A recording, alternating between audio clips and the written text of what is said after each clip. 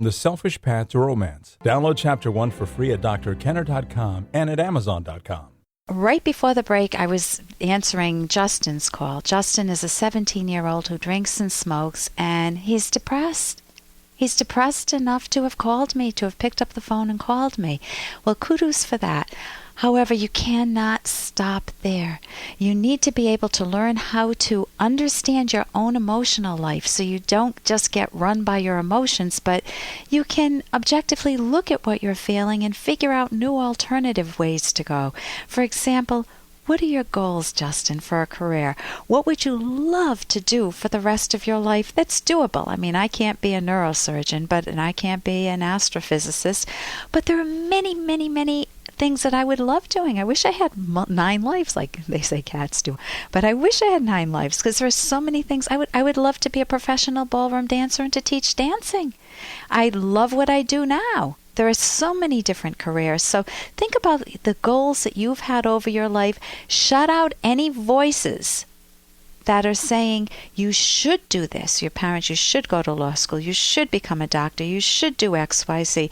You can listen to what they have to say, but if it's not your value, if it doesn't resonate with what you truly value in life, then don't do it. Now, that doesn't mean that this is within the realm of rational goals. You don't want to go out there and become a bank robber, obviously, but you really healthy goals for yourself. Think of what your passions are, put your all into it, become very good at it, and figure out how to earn a living from it so that it's truly your life. It's got your logo on it. It's got your feeling to your life. You're only 17 years old. Then think of the problems you have. You're drinking. Well, get the book Changing for Good. It gives a lot of strategies of how to first raise your awareness of why am I drinking? Why am I drinking so much? Do I need to make some really big changes? Change the friends I hang around with. They're bad influences on me. Find better friends and try not to pull them down, but to raise myself up to their level, to find people I admire. Try to figure out try to find decent friends. Try to find, I would say, a hobby, but a hobby's good, but you want to put your emphasis first into a career. And then you're going to be looking at your romantic life eventually too, but you're not going to attract somebody who's really good if you're drinking and smoking and doing self-damaging things. So I would get the book Changing for Good by Prochaska, Norcross, and DiClemente. It's on my website, drkenner.com, and that should help you out. There's also a wonderful book that I recommend a lot on my website, Mind Over Mood, which will help you with the therapy piece. And here's a little more from Dr. Kenner. So this is from Suzanne. My marriage is in the process of turning into a divorce. We have so many problems that I never saw before we were married. I think because there wasn't so much stress. However, maybe my husband has ADD. Could this be the reason for a lot of our problems? He constantly forgets stuff. He doesn't pay any attention to details. Then everything always gets messed up, and I confront him. His answer most of the times is, "Well, I thought you said," or he will try to justify it with something. It drives me crazy. It's been this way for over 3 years. It's causing me to want to run away and not turn back. I will repeat things to him 1 or 2 times just so that he may absorb it, but a lot of times that doesn't even help. Because of all this, it's wearing on our marriage. I feel like I have to always shadow behind him, trail behind him to keep things in order. So imagine being the husband and the wife's always trailing behind you. Do you like that? I know we all forget from time to time, but this is out of hand. I've acquired a lot of gray hair.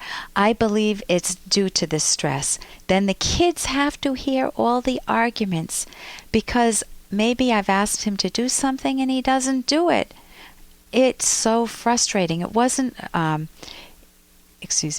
He says, I can tell, then she goes on to say that he always says, "This is not what you told me," and he goes into defensive mode and he argues. Then I gave you the example at the beginning of the show where she said on Christmas morning he got her a sweater that was a size small when she felt he should have known that she didn't take a size small, or at least he shouldn't have become defensive. He should have just said, "We'll go back to the store and exchange it."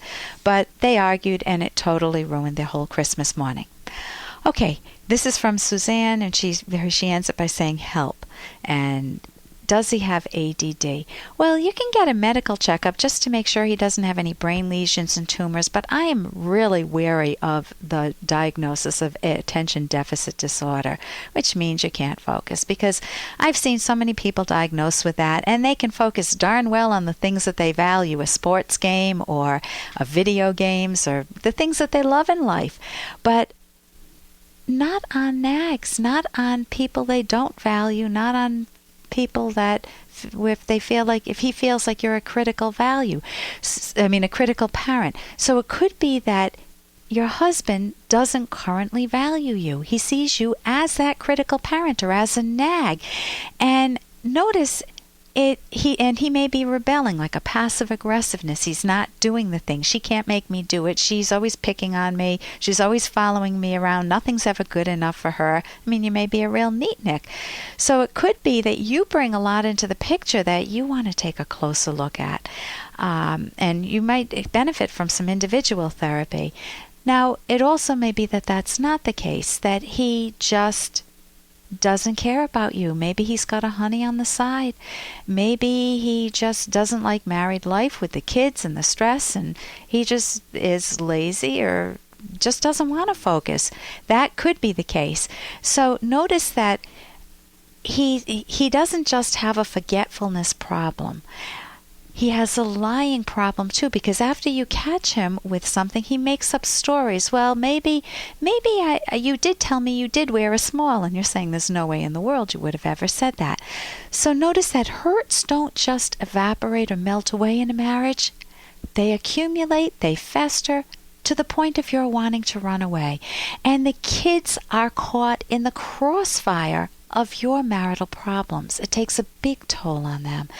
So what I would suggest is you need some talking together, and I would highly recommend couples therapy for the two of you. You need stress management. Maybe you both have too much on your plate. Maybe there's not a fair division of labor. Maybe you need to learn communication skills, how to talk about differences, how to talk about the things that have made both of you angry. And then you need to learn how to introspect and to look at your contribution to this. You also need to expose, are there any secrets that are going on? If this has been going on for 3 years, is there any infidelity, any secrets that are going on? Because that's very painful. I had talked about cheap apologies. If your husband were to say, well, I'm sorry, well, that's a 2-second apology. A sanitized apology, I'm sorry for whatever I did wrong. It's like a blanket apology. The grudging apology, I said I was sorry. What else do you want?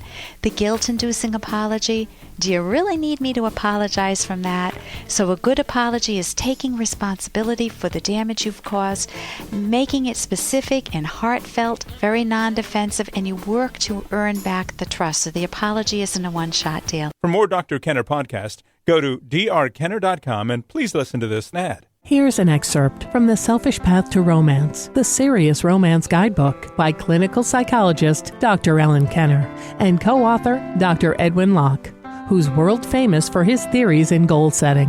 A successful romantic relationship absolutely needs partners to feel cherished by one another. Here are some principles to help accomplish this. 1. Work to understand your partner. 2. Encourage your partner to pursue his or her values. 3. Communicate constantly. 4. Show concern for your partner's welfare. 5. Show generosity. 6. Make decisions together. 7. Respect your partner's need for private time. You can download Chapter 1 for free by going to drkenner.com. And you can buy The Selfish Path to Romance at Amazon.com.